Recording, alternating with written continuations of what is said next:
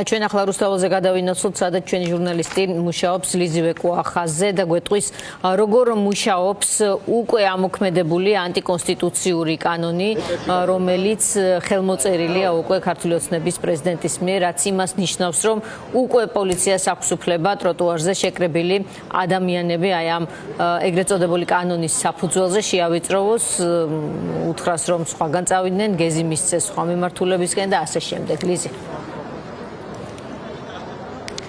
დიახ, ნინო, მიუხედავად იმისა, რომ ქართულმა ოცნებამ დაჩქარებული წესით მიიღო საკანონმდებლო ცვლილებების შეკრებისა და მანიფესტაციის კანონში, თქვენ ხედავთ, რომ რუსთაველის გამზირზე პარლამენტის წინ მოქალაქეები უწყვეტი პროტესტის 379 დღესაც შეიკრიბნენ და ამ ყველაფრის მიუხედავად ამბობენ, რომ რეპრესიული ტალღების მიუხედავად და იმის მიუხედავად, რომ რეჟიმი რამდენიმე ათეულობით ადამიანს დიდი ალბათობით მალევე დააკავებს და მომდენო დღეებში ამასაც ვიხილავთ, ისინი მაინც შეიკრიბებიან ყოველდღიურად და ამ ბრძოლას მიიყვანენ ბოლომდე. გავესაუბრები აქციის მონაწილეებს, კითხავ მათ გეგმებზე და იმ კანონებზე, რომელიც ქართულმა ოცნებამ მიიღო. იგორ, კითხავთ ცხადია პირველ რიგში საკანონმდებლო ცვლილებებზე, რომელიც ვიხილეთ ქართულმა ოცნებამ სამივე მოსმენით დაჩქარებული წესით მიიღო ეს ცვლილებები და მიხეილ ყავლაშვილმა უკვე ხელი მოაწერა. ამოქმედება 12 საათის შემდეგ და დიდი ალბათობით ხვალიდან უკვე ვნახავთ დემონსტრანტების დაკავებასაც, ხო?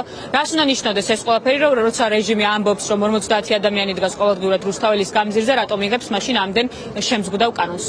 ხო, სიამოვნებაში ამ რეპრესიული კანონების არსიც ისე არის, რომ სიამოვნებაში ამ პროტესტმა შეაწუხა, როდესაც ისინი საუბრობენ თითქოს ცინიკურად პროტესტის მონაწილეების მიმართ, რომ 50-100 ადამიანი არიან და ვერაფერს ვერ გადაწყვეტენ, სიამოვნებაში უწყვეტდა ეს აწუხებთ ეს პროცესი და რეალური პროტესტი აწუხებთ რეალურად რუსული ოცნების წარმომადგენლებს ყველა ნაბიჯზე. ამიტომ ახლა რაც არ უნდა შემზღუდავი კანონები შემოიტანონ რეპრესიული მანქანა კიდევ ერთხელ გაამძლავრონ აქციის მონაწილეების წინააღმდეგ პროტესტი მაინც გაგრძელდება, პროტესტი გაგრძელდება და ჩვენც რა თქმა უნდა ისე უნდა ვიმოქმედოთ, რომ გქონდეს ნაკლები დანაკარგი ამ ბრძოლაში. ამიტომ ხო, პროტესტი გრძელდება, ბრძოლა გრძელდება, მათი მიღებული ეგრეთ წოდებული კანონების არავის აქ არ ეშინია სიამოვნებაში და გააზრებული გვაქვს რისთან ვართ ბრძოლაში და რომ თავიდან ბოლომდე რუსებთან ამ ბრძოლაში, იმიტომ რომ ანალოგი რომ ავიღოთ 2012-2013 წლებში რუსეთშიც ზუსტად ანალოგიური პროცესები დაიწყო ოპოზიციონერების და ზოგადად პროტესტის მონაწილეების შეძლო და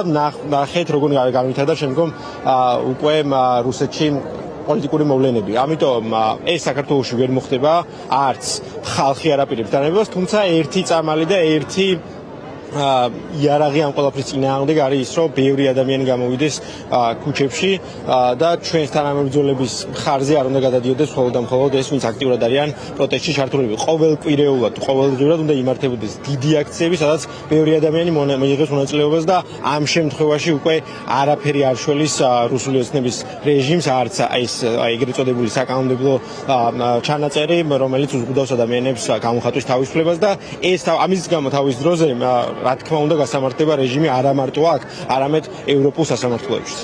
ძალიან დიდი მადლობა იგორ ნარმანიას უსმენთ პირდაპირ ეთერში და გადავინაცვლებ აქციის სხვა მონაწილეებთან, ტატო ქებაქიანთან, რომელმაც რამდენიმე წუთის წინ აქ შეკრებილ მოქალაქეებს სიტყვით მიმართა.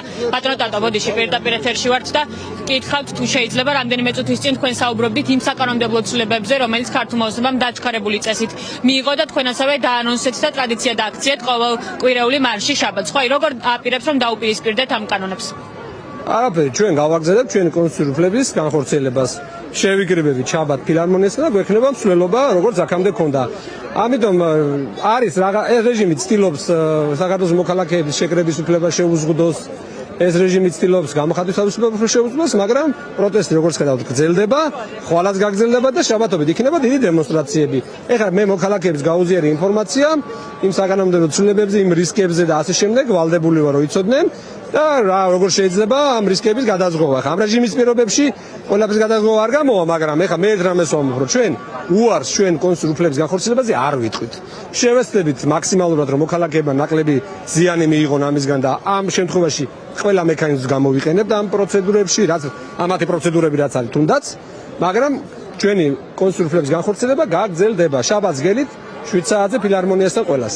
ძალიან დიდი მადლობა დატო ხელბაქიანს უსმენდით პირდაპირ ეთერში ჯერჯერობით გეტყვით იმას რომ ქართული ოცნების პოლიცია არ გამოჩენილა ადგილზე და არ მოუწოდებია რუსთაველის გამზირზე შეკრებილი მოქალაქეებისთვის რაიმე ტიპის მითითება არ მიუწია მათთვის რამდენიმე წუთის წინ აქ ასევე ჩატარდა პარაკლისი არქიმანდრიტმა დოროთე ყურაშვილმა ჩაატარა და თქვა რომ ყოველდღიურად 8 საათზე ჩატარდება რუსთაველის გამზირზე პარაკლისი სწორედ იმის სანაცვლოდ რომ ტროტუარზე დგომა აკრძალა ახლა ქართულმა ოცნებამ აქციას შემოუერთდა ასევე საქართველოს მეხუთე პრეზიდენტი სალომე ზურაბიშვილიც მოკლედ მოქალაქეები ყველა ტიპის ადამიანის საზოგადოების წევრები თანხმდებიან იმაზე რომ ქართულ ოცნებას უნდა დაუპირისპირდნენ და არ უნდა შეეგუონ იმ კანონებს რომლებიც ბოლო თვეების განმავლობაში მიიღეს და ის კანონი რომელიც ასევე დღეს მიიღეს და მოაწერა ხელი უკვე მიხეილ ყაველაშვილმა ისინი ამბობენ რომ ბრძოლას არ შეწყვეტენ და განაგრძობენ მანამ სანამ არ გათავისუფლებიან სინდისის პატიმრები და არ შეინიშნება ხელახალი არჩევნები